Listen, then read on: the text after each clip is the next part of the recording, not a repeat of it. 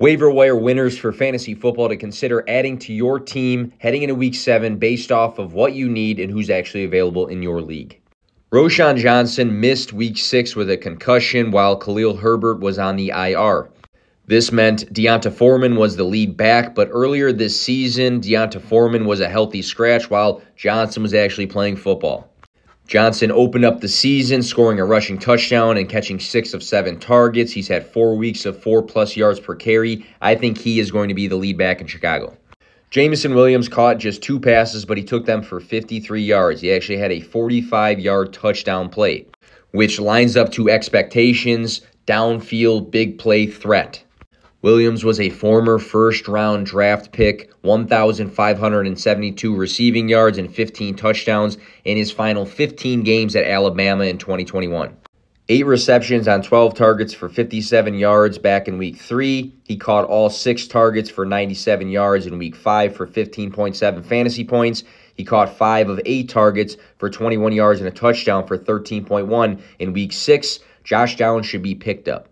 Miles Sanders missed week 6 with a shoulder injury, leaving Chuba Hubbard as the lead back, who played 77% of the snaps. He went 19 carries for 88 yards and a touchdown, 16 fantasy points. 2 weeks ago, this guy played 54% of the snaps and totaled 16 touches. The Panthers are on a bye week, but they get Houston when they come back, leaving Hubbard as a good stash. Tyler Boyd just led the Bengals with 16.8 fantasy points. He scored his first touchdown of the season. He's had 5 straight weeks with 7+ targets, so he's seeing consistent volume. Kareem Hunt had 7 and then 5 touches before the bye week, but then in week 6, he had 15. Hunt scored a touchdown. He caught 3 passes. His snap percentage climbed to 37%, which is inching towards Jerome Ford, who was at 50%, which was his lowest since week 2. David Montgomery is set to miss time with rib cartilage injuries. Jahmyr Gibbs missed week 6 with a hamstring injury. I doubt that they are going to give Gibbs a full workload when he comes back. I think the Lions just like Craig Reynolds. He just played 61% of the snaps and had 12 touches in week 6. Rashee Rice was selected in the 2nd round of this year's NFL draft, and he is currently number 2 in targets on a Patrick Mahomes-led offense. Rice caught all 4 targets for a season-high 72 receiving yards in week 6. He scored touchdowns in weeks 1 and 5. 4 weeks now of 5+ targets, and these are Patrick Mahomes targets.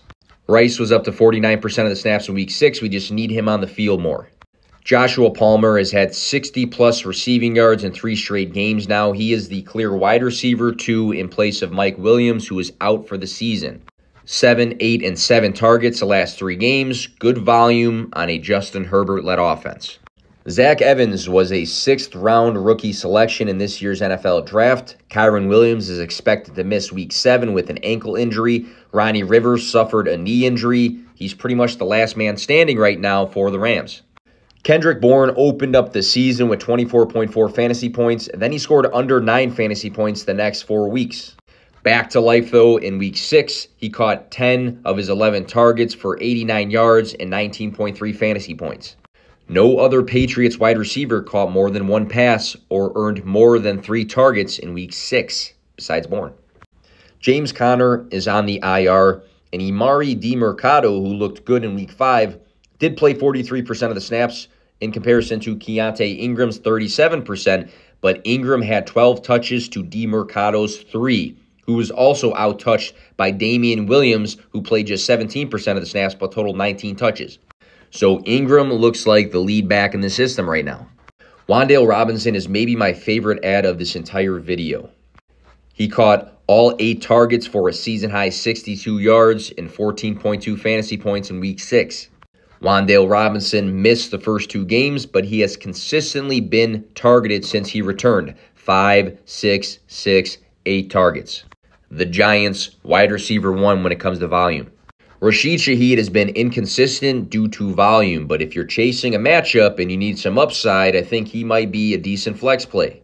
5 catches for 89 yards and a touchdown back in week 1 for 19 fantasy points. 2 catches on 6 targets for 85 receiving yards and a touchdown in week 6 for 18.3 fantasy points. Deep play specialist in Rashid Shaheed. I think 6 targets in week 6 was a good sign. Christian McCaffrey is banged up with oblique and rib injuries. Jordan Mason went 5 attempts for 27 yards and a touchdown on the ground in Week 6. Elijah Mitchell returned from injury. He rushed just twice, though, for -3 yards after missing 2 weeks. So maybe Mitchell ends up being the better back to add down the road, but I think right now, if McCaffrey were to miss time, Jordan Mason is first in line. It was a good Derrick Henry week, but Tyjae Spears, the rookie, continues to play and be heavily involved in this offense. He's now played 52+% of the snaps in 5 of 6 games. Spears has had a running back 9 fantasy finish week this season. He caught a pass for 48 receiving yards also in Week 6. Ryan Tannehill might be banged up. I feel like Tennessee might emphasize using both Derrick Henry and Tyjae Spears in the weeks to come. Curtis Samuel caught all 4 targets for 42 receiving yards and a touchdown for 14.2 fantasy points.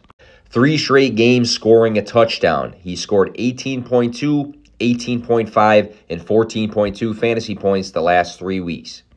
I think Sam Howell is transitioning into a guy you should pick up versus a guy that you should just stream.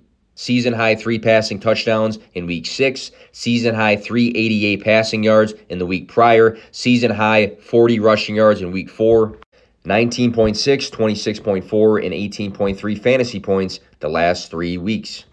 Stash Leonard Fournette. He is set to meet with the Buffalo Bills today. There are more and more teams, though, getting banged up at the running back position. I think Leonard Fournette has just been patiently waiting for a good opportunity. I'm not going to plug any stats, but historically, this guy has touched the football a lot, scored touchdowns, and scored fantasy points. And then last, if you are hurting at the tight end position or maybe you play in a tight end premium league, take a look at Michael Mayer. Mayer's role has been increasing. He played 51% of the snaps, then 66%, and then 81% in Week 6. Week 6, he caught 5 of his 6 targets for 75 receiving yards.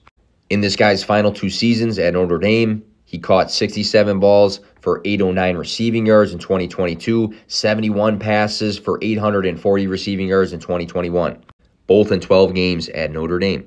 Jimmy Garoppolo may or may not play this week, so keep that in mind. But Michael Mayer, I think, is a guy that could be rising this season. Follow us at Fantrax for consistent fantasy football content.